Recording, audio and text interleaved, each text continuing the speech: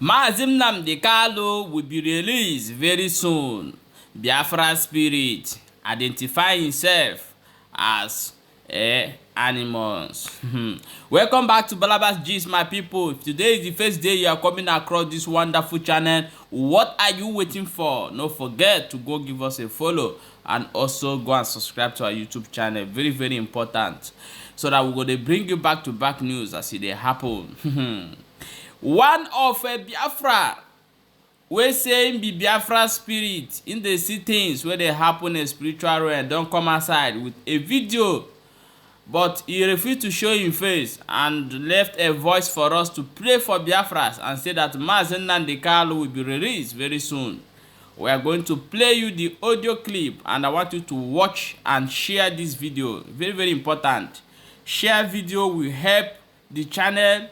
People will know the truth and the good work we'll be doing here by you sharing the video.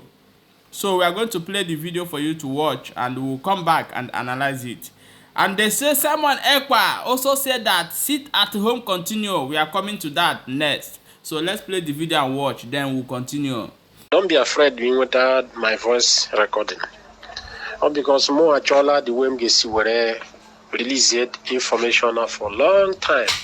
Since 2012, but I can't make it. Only Bokao, and I know I'm Nigeria, I'm outside Nigeria, and I'm African country. Or something actually we help Basa de Ozi Nikuku. Make Uru Simon Ekpa Yama, who Tisa communicate with ya. Make Urundi Biafra. Ihe banyere struggle and me visions and visions niile na-enwe na-abịa to accomplish. So ihe banyere Biafra enwere vision ya kemgbe 2012. Even my wife at home mgbe m rụrụ nrọ about ihe a na-eme na 2012. Enyere m information about ihe ga-eme n'ala Igbo. Even if you know that moment I'm around ka ihe a ga-ebido because nrọ m rụọ ya ọ na-adị mfe of a vision. You know, some nrọ m na will take time here mezu and how my family they away. So that 2012 anọ m na nrọ ndị amị were their truck bịa na Igbo land na-agbabuse ndị mmadụ na-akpọ ụlọ ndị mmadụ ọkụ. So, you know, even more no ma ekumwana kanara, achuba moso, ma boso, the place compound number Abraham when you put all on a bank. So maybe Lizana be chicken here. What is going on? We mean I get war na with the Biafra get war within the Nigeria again. So I have to, you know, call my wife where I say like when him again, you all are very, very careful. So, but all later after so many years, can be a chapter now. Here I'm running around Bidomewe, or Tandia Mina Gahagala ball on the mother or Konababu send them mad. Some Diamana that around how do you use him now on bar? Only that a platform gave you circulated the message by then. So Gahaga like that because if Naniani. So the second number last year, talk about Biafra.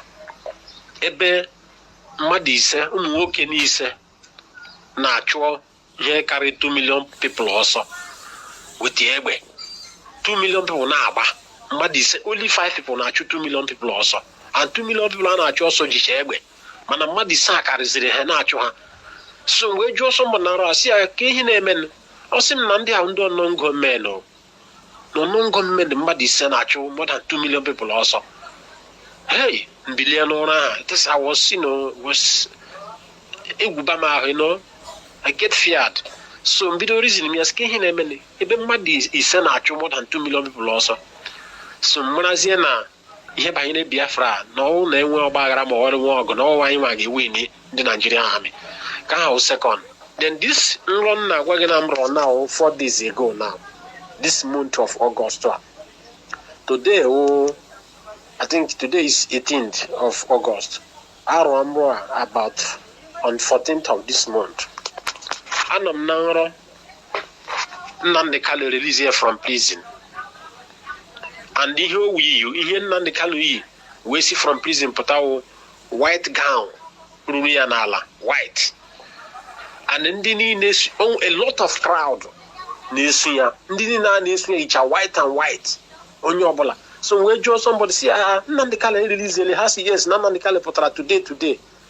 Si ndị a na-esokwa ya yi white white na ndị sabat ndị a na-ekpe ụka sabat day na ndị ahụ ndị bịara receive ya. So ihe niile nwere ike ime ka m mitie ka mụ na ya kwuo, chance adịghị because crowd is too much. So enwere ebe ha kpọrọ ya je, ha na ndị ahụ ekwucha, then ya yọghachi m chọọ ka m mitie n'onwe, then ya Nnamdi Kanu gozi na enwere ebe ya na-eje na o nwere ihe na-agị sọtụ ebe ahụ. So yela group ndị ahụ emuvuo na nrọ a mụ ebilizie na mmadụ bịa rizinye ya. So achọrọ m ime ka ị mara na ka inye ndị Igbo niile dị serious ihe banyere Biafra, ndị ihe Biafra na-emetụ n'obi, ọ bụghị ndị na-eri aka azụ, ndị spirit ha nọ n'ihe banyere Biafra 100%. ịghọtago? Achọrọ m ka inye ha information gba ha na egwu atụla ha na Nnamdi Kanu ga-apụta alive without any stress, without any stand. Na Nnamdi Kanu ga-apụta na ndụ na ahụ isi ike na n'obere oge na Nnamdi Kanu ga-apụta. As far as m rụọrọ na nrọ Nnamdi Kanu apụta n'obere oge na Nnamdi Kanu ga-apụta na nrọ ahụ, n'obere oge na Nnamdi Kanu ga-apụta, and otu oge si wee pụta na ọ ga-adị onye ọbụla surprise. Nnamdi Kanu ga-apụta, ọ ga-apụta by surprise. Ndị mmadụ ama believe ya na ọnọdụ zi wee pụta. O nwere ike agaghị ekpe ikpe na court, nwere ike ekpe ya ikpe na court, mana Nnamdi Kanu ga-apụta very soon. So biko ihe ahụ m chọrọ ka m gwa gị, because m nwere platform ga-eji wee na-review the secret ya mgbe ọbụla o mere. So ebe ọ na ịnọ into that line, achọrọ m ka ihe help m circulate the information. Onye ọbụla onye Biafra kpodesiri ike na ya na-eme na Biafra na obi shie ya ike na ụjọ atụla ha na anyị nwere mfu na onwe ihe na-eme. Na dị nrọ ahụ m rụrụ ebe 5 people na-achụ more than 2 million people ọsọ gosiri na Biafra bịago na anyị ga-ewin ndị ọbụla ụdị ammunition ha ji wee bịa na anyị ga-ewin ha. And Nnamdi Kanu kwadị nna m fụrụ na nrọ 4 days ago na erelease ya na ha nwee olileanya na Nnamdi Kanu na-apụta na-enweghị nsogbu ọbụla. Ekwele ka ndị aghọrịa gị, ekwele ka ha manye gị iwu, because onye for example onye kporu n'oche eze, somebody si n'akụkụ bịa mitie gị si gị rituo n'oche ahụ ka ya nye gị 1 million ka ya wakporuo n'oche ahụ ikpe, ịma ha na gị nwa onye kwere n'igbo onye iberibe, because ihe ahụ onye ahụ hụrụ n'oche ahụ wee sị gị si n'oche ahụ pụta ka enye gị 1 million ka ya nọdụ dị ya. Ịma na ọ ma na onye ahụ mana ya nọ n'oche ahụ na ya ga-enwe more than billions. Ọ sị gị nwa nọ n'oche ahụ rituo ka enye gị ego, gị nwee ekwe rituo were ego nye gị nwa kwere rituo from oche eze ahụ ị nọ, mmadụ enye gị ego si rituo gbuo onye a ga-akpọ onye iberibe, because onwe gị ihe onye ahụ hụrụ n'oche ahụ. So ọ ga-aka mma na ịnọdụ n'oche ahụ na-enyetụ dan ịnịtụ n'ala, mmadụ ha nọ n'elu oche ahụ bụ ya own right na-enyetụ. So nwere ka ọ dị. So our right anyị ndị niile na-eri ego, ndị a na-ebunye ego ha na-eri na-ebitere ihe ụmụnna anyị n'ihe a na-eme, ha ma na ihe ahụ ihe arachatara n'akụkụ ọkụ n'akụkụ ọnụ ka ọ na-ala, ihe ọ bụla erichatara n'akụkụ ite na-ala n'akụkụ ọnụ. So onye ahụ nye gị echi ọ ga-enye gị ọzọ, and ịpụta mekie n'ọzọ nwere ike gbuo ọ tinye gị n'ime, because ọ ma na iwe bitere ya, because ọ trọsụ gị nwarịrị nwanne gị, ọ ma na gị nwarịrị nwanne gị ọ ga-atrọsụkwa gị, because ọ ma na nwanne nwere ike gbuo ya nwa onwe. So that's why m ji na-ekwu na ọ ka mma na anyị nwetara obodo anyị n'ọrụ nwaanyị na-eri ihe ahụ nke anyị danị mmadụ dị asị mba nwee ndidi ka anyị mezienụ ka anyị nọkwa n'udo ka ọ na-akọntrol kwa anyị na-enyetụ mbanị oge ya agafeela nke ọ ga-eme ọzọ. Ndewo nwanne m.